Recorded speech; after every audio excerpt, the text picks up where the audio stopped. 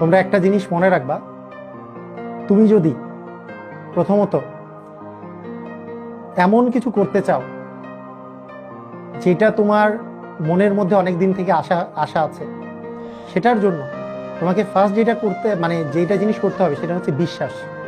তোমাকে আগে বিলিভ করতে হবে, বিলিভ করতে হবে যে এটা জিনিস তুমি করতে পারবা। এটা জিনিস মনে রাখবা। তোমাকে অনেকেই বলবে যে আরে এটা সম্ভব না, আরে এটা তো কি, তুমি বললেই হলো নাকি, এটা তো হবেই না, এরকম অনেকেই বলবে। কিন্তু তোমার নিজেদের মধ্যে বিলিভ থাকতে হবে। আসলে বিলিভ থাকলে এমন অনেক অসম্ভব জিনিস কিন্তু সম্ভব করা সম্ভব। ঠিক আছে?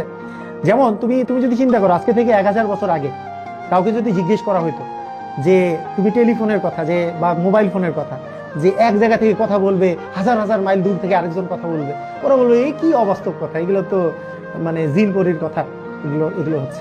কিন্তু এটা কি বাস্তবতায় চলে আসছে না? আমরা এটা এখন কিছু মনেই করি না। তোমার মধ্যে অসম্ভব যে জিনিসগুলো তোমার মনে হচ্ছে, প্রথমে এগুলো মাথা থেকে তুমি দূর করে ফেলবা।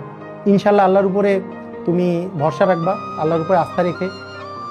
হ্যাঁ, তুমি তুমি যদি চেষ্টা করো, তুমি ইনশাল্লাহ তুমি যেইটাই তুমি চাও, তুমি যদি মনে করো যে না আমি এখন মেডিকেলে, ঢাকা মেডিকেলে চান্স পাবো, আমি এখন বুয়েটে চান্স পাবো, বুয়েটের কম্পিউটার সায়েন্সে চান্স পেতে চাই, তুমি ইনশাল্লাহ অবশ্যই পাবো।